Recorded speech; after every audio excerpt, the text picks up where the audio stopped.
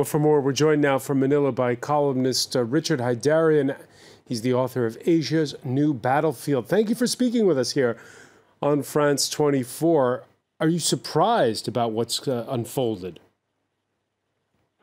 Well, actually, personally, I have been warning the Philippine government since 2015 that the ISIS could be a factor here in Southeast Asia, and particularly in Mindanao, if the peace process doesn't move forward. And unfortunately, under President Duterte, who's the first president from the Mindanao region, he's a president who claims to also have Muslim heritage. The reality is that his priority for the past 10 months has been his war on drugs, his controversial war on drugs. And I think the peace process in Mindanao did not get enough attention that it deserved, and that created the kind of vacuum that has been exploited by ISIS affiliate groups like Abu Sayyaf and also the Maute group, which is now involved in the Marawi city siege and is causing a lot of mayhem. Now, what surprises me here to a lesser degree is the fact that while the siege and the terrorist attacks were in the Marawi city, Duterte immediately went to declare a martial law across all Mindanao, while Marawi city is just a very small part of the entirety of Mindanao.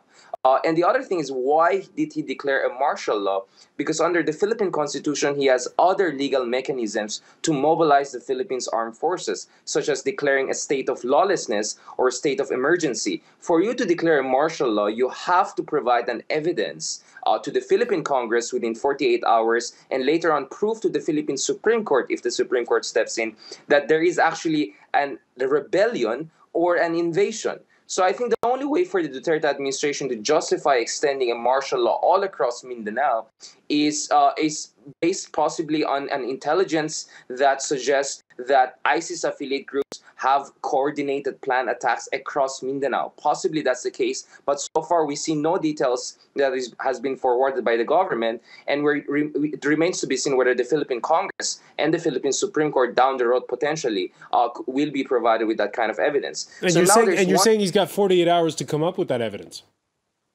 Yeah, he has. That's what the Philippine Constitution says. In fact, the Philippine Constitution was to make sure that the martial law under the previous dictatorship of Marcos will not be repeated again. So there are a lot of safeguards there. But because Duterte has a lot of support in the Congress, I suspect that he will be able to get this through. But later on, the Supreme Court could come in and make it a little bit difficult for him. Now, Duterte is fond of braggadocio. I mean, he always says, I can ignore everyone that I want. But the fact of the matter is that the Philippines is still more or less a functioning democracy. So now you have like two parallel concerns. One is, what is really this ISIS threat in this country, which in my opinion is not yet in a very dangerous state yet. I mean, I think the Philippines is stage 3 out of stage 5 if it comes to creation of a distant caliphate. You have ISIS affiliate groups, you have ISIS already acknowledging their presence, but they are yet to get population and territory. They're not there yet. But still, there is the threat of ISIS affiliate groups, and that could expand if the government doesn't deal with the peace process issue and doesn't have an effective counterinsurgency. And inevitably, Duterte will need to get the help of the United States and other allies like the European Union to deal with this issue. And then on the other hand, the concern is maybe the martial law could be potentially extended all across the country if, God forbid, there will be attacks in other parts of the country. So there are two twin threats of nationwide martial law and the ISIS that the people are dealing with here in the Philippines. And right now in Marawi City, it's a big city, 200,000 people. What's the latest you've heard on this? I mean, the thing is that, I barely slept, since last night.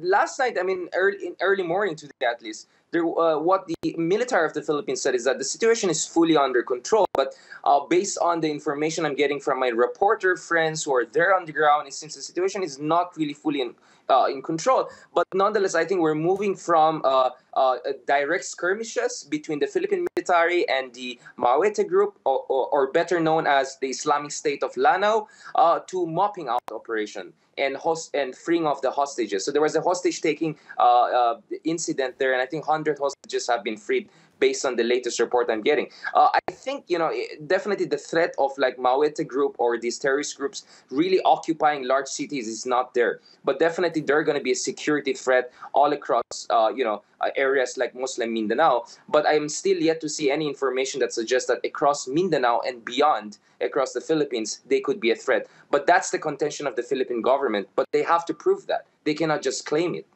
Just very briefly, Richard, this is a country that it's the largest Roman Catholic country in Southeast Asia. Are ecumenical leaders, both Muslim and Christian, reaching out to one another at this time?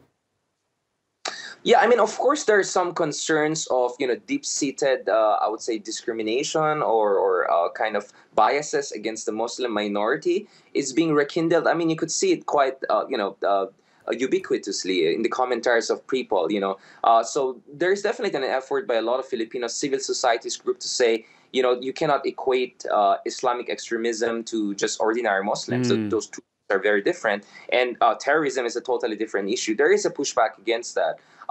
Of course, even moderate Muslim leaders and also the Catholic leadership have always been engaged in this kind of interfaith dialogue. And in fact, other major insurgent groups like the Muslim Moro Islamic Liberation Front has consistently told the Philippine government that they're willing to help the Philippine soldiers to take on Abu Sayyaf, to fight against this terrorist group. Richard Heydarian, many thanks for joining us from Manila.